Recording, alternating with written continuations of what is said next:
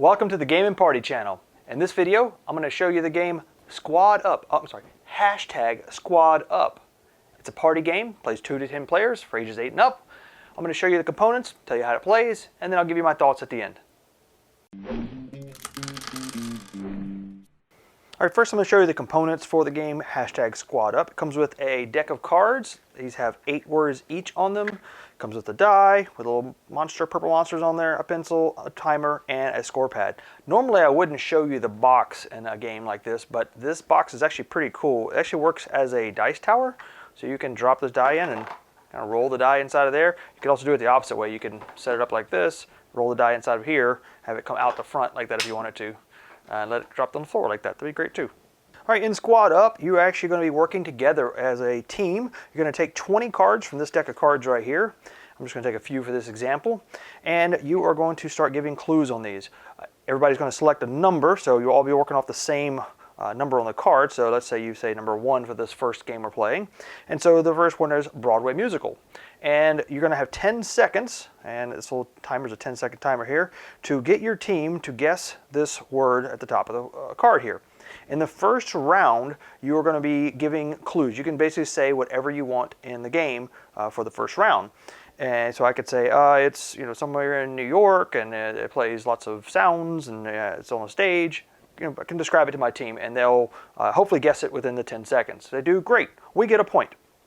Well, you may get a point. The rules actually say you then roll this die, and if you get a purple skull, then the actual system it gets a point, not you. So you're actually playing against the system here. So you're the squad, you're playing here, and this is the score for the system on the left-hand side here. If you roll a purple skull, the system gets a point. There are 4 out of 12 sides on this, so you have a pretty good chance of getting a blank there. So if you get it right, you're probably going to get a point. If you get it wrong, or if your team doesn't get it within the 10 seconds, the system gets a point. And then the next person comes up and does the next card, and you continue on till you go through all 20 cards. At the end, you have your score. Now, if your team gets every single one of these right in the first try, and you roll all blanks on the die, then you are going to have 20 points, and the system would have 0. Highly unlikely that's going to happen, but that's what your score will be at the end of that. If it takes you several times to go through the cards, then eventually you can get up to closer to 20 points, but then the system may have a lot more points because of all the misses that you had.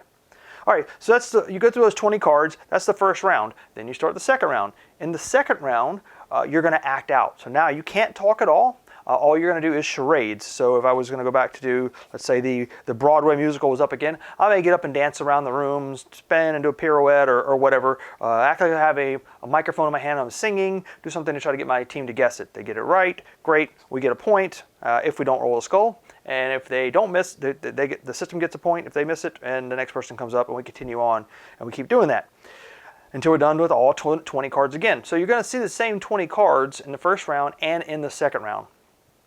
Then you're going to go to the third round, and in the third round, you're only allowed to say one single word. So for my last item here for Broadway musical, I may say stage or whatever. Just one word. That's all I can say, and hopefully my team gets it. But that's all you can do in the last round is just say one single word.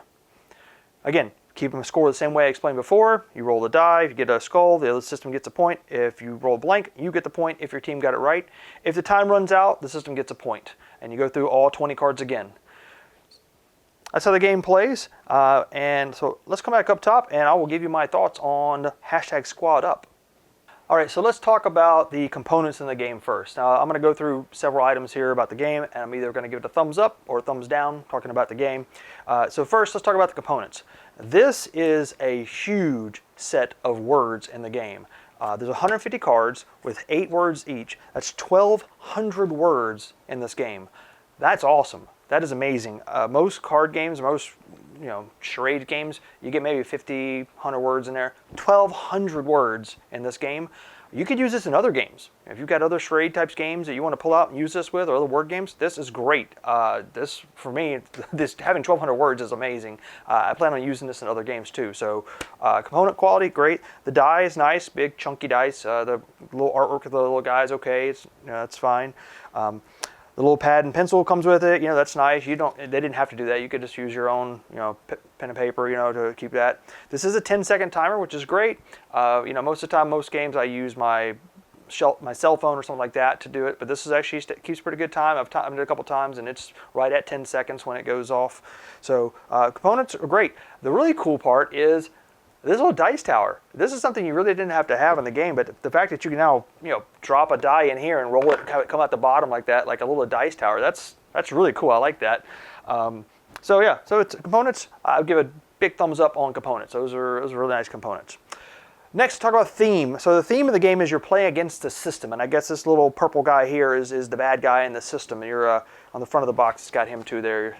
So a no symbol on him. So you're playing against him. I don't think there's really any theme to this game at all. I think that you're just playing a charades game. It's very similar to Time's Up, except you're playing cooperatively with your friends and family, trying to beat the system. So theme, I wouldn't give it a thumbs up or thumbs down. I would just say it's a party game. It doesn't really need a theme. Replayability. So how much can you play this game? Well, let's go back to these cards again.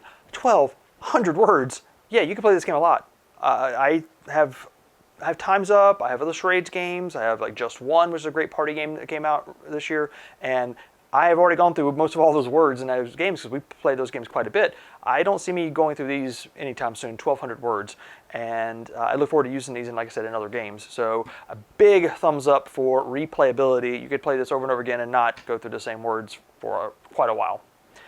Game length. The game length is basically set by how good you are at this game. So if you have several people who are just not very good at giving clues, this timer is going to run out over and over and over again, giving more and more points to the system. And you can get to the point where you're like, okay, we can't win this. We've given 50 points to the system now. There's no way we're going to catch up. And so that can be a little, that can make the game take longer. So the length can be bad. But if you got people who love charades games and love these kinds of things and are pretty good at them, you'll beat the timer and you'll be close to beating the system. Maybe you won't beat them, maybe you will. So length, it varies based on the person, but I would still give it a thumbs up because 10 seconds is pretty quick. You can also change the difficulty of the game by making the timer longer. So you can say, we're going to give it 15 seconds, or we're going to give it 20 seconds.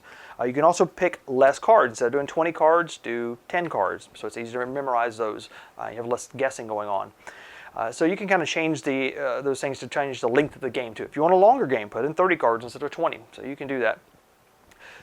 So let's rate the difficulty of this game. How difficult it is to play? For me, it's pretty easy because I play a lot of charades games. But if you don't play a lot of charades games, this can be difficult. This can be a hard game for you. So if you're not good at acting out and being quick on your feet and beating the timer, then this is going to be a difficult game for you. But overall, I would say this is a thumbs up. The difficulty is right where it should be, in my opinion.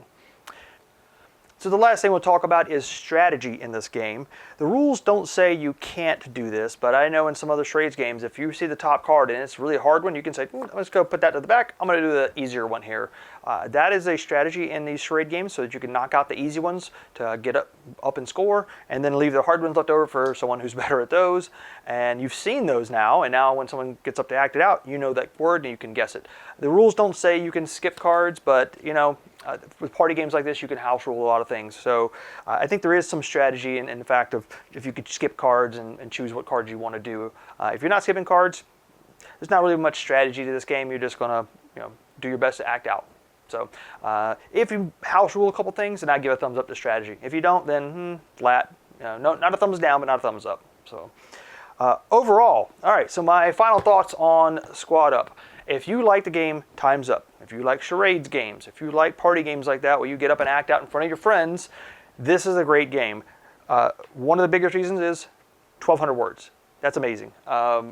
You don't have to play it with the set rules. You can house rule a lot of stuff. If you don't want to play it against the system, you want to play it like team versus team, that's fine. You can do that. So it's a very versatile game. I would highly recommend it if you like games like Time's Up. So that's it. That's Squads Up, or hashtag Squad Up. Thanks for watching, guys. Thanks for watching. If you enjoyed this video, please give it a like and subscribe to our channel. Also, check out our podcast, and you can find us on all of our social media sites on gameandparty.com.